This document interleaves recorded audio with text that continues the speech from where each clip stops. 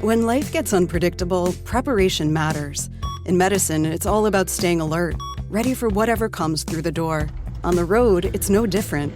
That's why Volvo designs vehicles to help anticipate risk, reduce harm, and protect lives. The Volvo XC90's advanced safety systems inspire confident decisions wherever the road takes you. The Volvo XC90, for life. Proud sponsor of the Pit Podcast. Learn more at volvocars.ca/safety. President Trump used the same phrase, unconditional surrender. That was the tweet he made. And that didn't happen. We resisted, and after 12 days, Israelis asked for unconditional ceasefire. So we never give up, we never surrender, and we continue to resist as long as it takes. We continue to defend ourselves, and we are defending our territory, our people, and our dignity. And our dignity is not for sale. Iranian Foreign Minister Abbas Araghchi. I wonder how much you believe of what comes out of his mouth, but that's the view from Iran this morning. It's day 10 of the war in Iran. The country has named its latest supreme leader, the new supreme leader. Ayatollah Mojtaba Khamenei succeeded his late father as supreme leader today, signaling no let-up in the war launched by the U.S. and Israel. Of course, that has led to a surge in oil prices. We're seeing the reaction from the stock market today. It's in the red. Let's head over to Israel now, where we find Adam Zivo, columnist at the National Post. Adam, welcome back. Thanks for having me back. Listen, you joined us a week ago at this time. How's the last week been? Things have calmed down considerably, to be honest. So the volume of missile barrages being sent to Israel has decreased by about 90 to 95%. And the number of air raid alerts that we're getting, or air sirens, has decreased commensurately. So whereas the first day of the war was spicy and then the next few days were a little bit stressful, at this point, life in Israel is beginning to go back to normal. And so what this means is that life is interrupted, maybe 4 or 5 times a day by an air raid siren. People just calmly go to the bomb shelter. They wait 10, 15 minutes for the all clear, and then they resume their day. People are struggling with the lack of sleep, of course, because sometimes the Iranians like to troll the Israelis by sending their barrages early in the morning or in the middle of the night. A few days ago, we had an air siren at 2 a.m., 3 a.m., and 4 a.m. But at this point, it's more of an inconvenience than anything else. And I think everyone is shocked by just how ineffective the Iranians have been in this war. So when those barrages do show up, there's drones, they're missiles. You say they've been remarkably ineffective here. What does, when there is a barrage, what does the sky look like, and just how is Israel's defenses holding up? Well, I mean, most of the stuff gets intercepted by the Iron Dome, and it's often intercepted before it even arrives in Israeli airspace. So it's intercepted in Jordan or around Bahrain. And I personally don't see these things in the sky because I'm in the shelter. There are some journalists who are television journalists, so they're very visual, and they will hang out on rooftops and then record this. But generally, that is very dangerous work, and that is something that, I don't do. So the barrages, they're really not that bad. So the Iranians have transitioned to using cluster munitions. So these are rockets that have multiple warheads. Each warhead is smaller than a regular one, and then it scatters once it's hit. But the Israelis have been able to intercept most of those bomblets.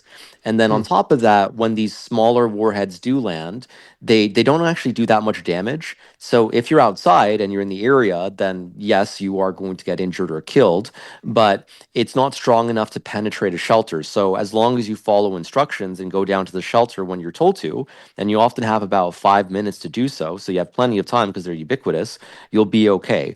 There was someone who died yesterday, I believe, in the Tel Aviv area, but apparently he was trying to record the strikes in the sky. So, Jeez. At that point, yeah. That's terrible. Let me ask you if there's an indication here, given the early success, is there an indication on how long this war will go on for? It is hard to say. It's hard to say because we don't know what the full resolve is of the Iranian government. We know that the Iranian regime has been neutered. We know that the amount of missiles and drones that they can lob at Israel and the Gulf states has significantly decreased. But if the goal is regime change, then, I mean, Iran is a very big country, and it is not the kind of country that you can, like, Yeah. fully. Yeah, so I don't know. I think it could take weeks. It could take months. Uh, what does victory count like? That's going to also, affect what the end goal is. But for now, what I can say is that Israel is pretty safe. And is there an appetite for ground troops? Is there a debate happening in Israel right now on how much further Israel should go in this? I mean, I don't see much of an appetite for a ground invasion, but I think that the overwhelming majority of Israelis do believe in regime change. I think it's somewhere around 80% because the Islamic regime is fixated on destroying Israel. It's not a rational regime. It's a fundamentalist regime that views Israel as basically satanic. And the Israelis know that if the regime does manage to acquire a nuke, or if it rebuilds its ballistic missiles, then that could mean the deaths or exile of millions of Jews. So they want to see this through. That is very clear. Now, one thing that is interesting here is that there's this prospect that there might be a ground invasion by the Kurds. So there is, of course, a Kurdish population in Iran and a Kurdish population in Iraq. Yeah. And apparently the United States and Israel helped arm and fund and coordinate Kurdish militias in Iraq with the idea that they could invade the Kurdish part of Iran. I don't think that that's a good idea personally, because the biggest fear that Iranians have, and I'm talking about regular Iranians, on top of the regime, is that, if there is a regime change, that there could be a civil war, ethnic sectarianism. Everyone who supports regime change in the Iranian diaspora emphasizes that Iran's territorial integrity is sacrosanct. And so using Kurdish fighters to attack Iran would probably promote ethnic sectarianism, because the Kurds would invade the Kurdish part of Iran. They would probably demand more autonomy or independence. And then that, of course, would inspire other ethnic groups to assert their own independence as well.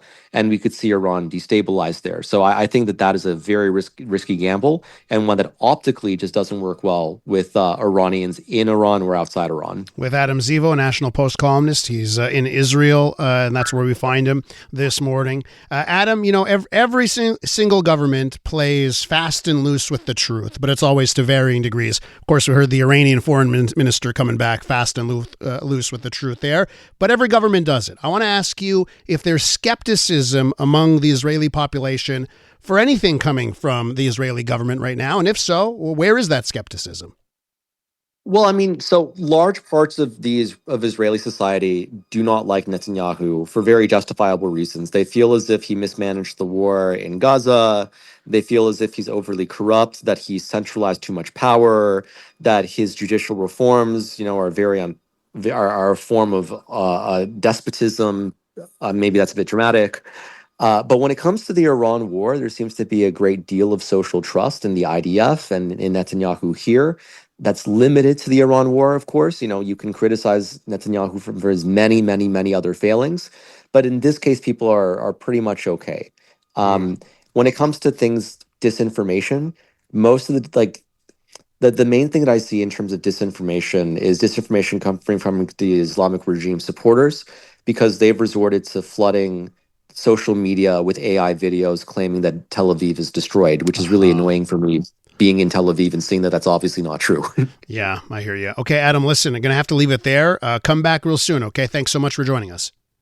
Sounds great. Thank you. That's Adam Zivo from the National Post. iHeartRadio is throwing it back. 2010s, the decade. To the days of huge hits and unforgettable anthems. A non-stop stream of the biggest and best. Drake, Rihanna, Beyonce, Katy, Gaga, The Weeknd, and more. All your decade-defining favorites, all in one place. Hi, it's Katy Perry. Hey, it's Bruno Mars. This is Kesha. Find 2010's The Decade on the free iHeartRadio app. Preset the station so it's always one tap away.